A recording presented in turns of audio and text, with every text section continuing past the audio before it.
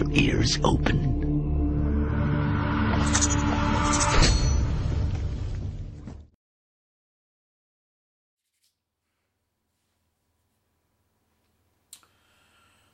So, The Warrior's Way. I saw it last night with a friend. I gotta say, I liked the film, but I also liked it when I kind of saw it like about a year ago. I'll explain this. A year ago, I saw the trailer for this and on Jablo.com, and this trailer looked awesome. This whole trailer made it look amazing. The only problem is the trailer gave away the entire movie. I don't know what it was. Most people, let me see here. Most people may have already seen this trailer, but this trailer pretty much gave the whole movie away. I don't know if it was a teaser trailer or a promo trailer, but if it was a teaser trailer, it was too long. Teaser trailers should be teasers.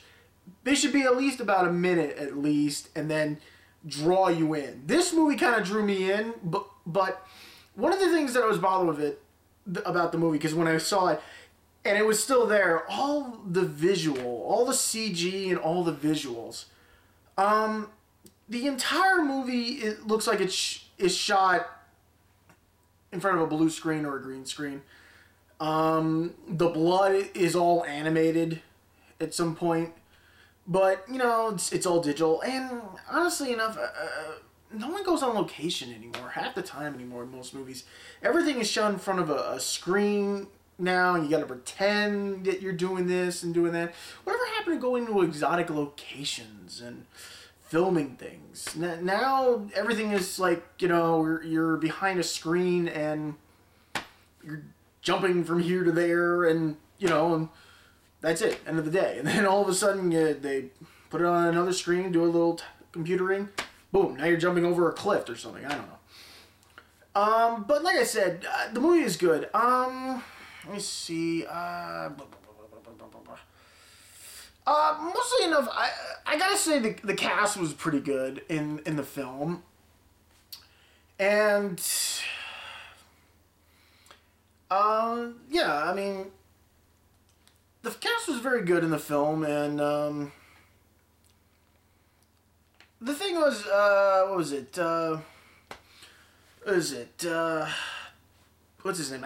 I'm bad at pronouncing names. I apologize for that. Jang Dong-gun.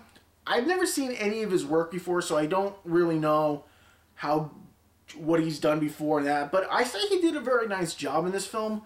Despite that he's supposed to play an emotionless person who's never experienced any form of joy or happiness or anything like that, but he plays it very, very well in this film. I have to say, Kate Bosworth, she was hyper the whole movie. She was completely, it's like she was hopped up on sugar. I mean, she's all over the place. She was, like, literally bouncing off the walls in this movie. And I'm not just saying for all the work all the action stuff she was doing. I mean, literally, her character was like literally off the wall, everywhere. Too much, too exciting, too over the top, pretty much. Danny Hudson. I liked him in X-Men Origins. He played a good Stryker. But yeah, his character as the Colonel, he was very sadistic in this. I mean, he always felt like he was doing something morally right, but in a way his character was completely sadistic and crazy, which I kind of like. He said like, oh, I'm doing the right thing because it's moral, because of morals, but literally enough, he'll still shoot you in the back. Jeffrey Rush, I really like Jeffrey Rush as an actor, but I felt he was completely wasted in this film. I really did. I thought that when he was in it, I mean, he's barely in the film at all, and he's only narrating for little bits in the film. And the rest, it's just pretty much, he's hardly in the film. He does a little narrating. He has a scene here and there. Even at the end of the film where he's actually starting to do something and you're starting to understand who he is and what his character is, he still feels like he's not doing anything in the film. I mean, he has a few scenes and then that's it. I mean, his character was completely... Jeffrey Lee Rush was completely not even usable in this film. I'm sorry to say that. He was not even coexistent, pretty much. Tony Cox. I like Tony Cox. He's been in a few films I've liked, and he plays a good character. You know, you never look at... when you look at him, you look at the work he does. You don't look at his size or anything, and that's something I like, that he's been in the business for a long time as he is, and he's never been discriminated because of his size to do a great role. And I think he did a pretty good job in this one. I mean, he was always there. He was in a good portion of the film, which I liked. But like I said, let's talk about the reason why most people are going to be wanting to watch this film. Cowboys versus ninjas. That's pretty much it. With all the visual effects and the story... But I'll talk about the story. Let's get into the story part. The story itself is pretty much basic. The movie is very short. I give it about say the movie is about an hour and 40 minutes. But the thing is, it's very short. Basically, Jane's character kills, doesn't want to kill, leaves. Of course, he's pissed off the people he works for. And then he's trying to find, redemption, peace. And it's pretty much what takes up the whole film, is that him interacting with these characters, despite the fact that he has no relation and no emotion. And the thing is, it's just like, it really takes up the whole part of the film. Of anything, most people are just going to see it because they want to see the ending fight, basically being cowboys versus ninjas. I got a funny feeling with, what was it? I saw the trailer for Cowboys and Aliens. I got a funny feeling how pirates was a big thing when Pirates of the Caribbean came out. I got a funny feeling now this year's fad is going to be cowboys.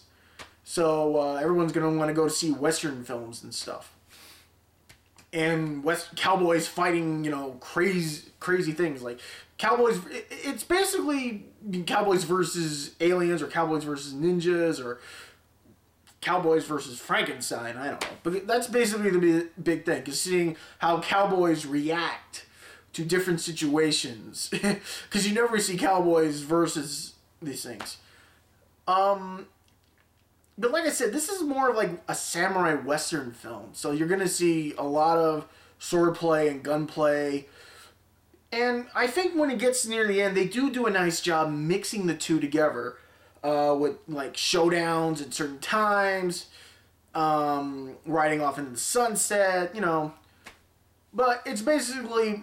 The best part is pretty much near the end. It's a good in length, great shot, great work. I think pretty much Dong Gun's character is complete badass. Because even though he shows no emotion, he's precision and precise.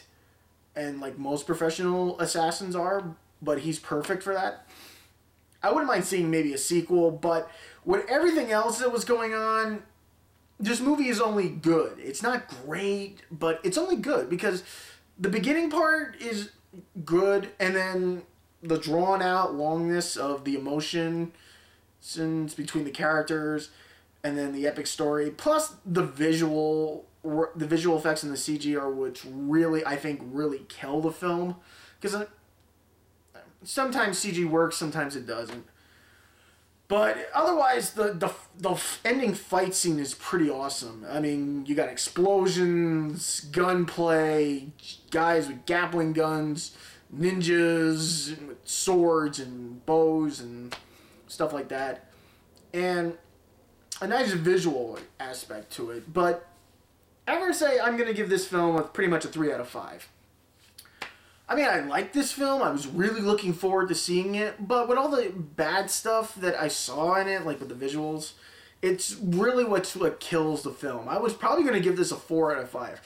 Plus, Kate Bosworth's character just really annoyed the hell out of me.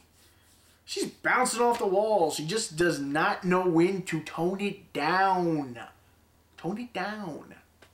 Even when she's supposed to be emotional, she's still... It gets crazy. So that's The Warriors Way. I think it's a good film. I don't know how good it's going to do at the box office. Pretty much opening weekend. It'll probably be maybe in the top 10, but then probably say in the next 2 weeks or so, depending on what's coming out. Because Tron's coming out next week. I got a funny feeling when Tron comes out, it's going to knock The Warriors Way right out of the box. So that's it for tonight. Thank you for watching.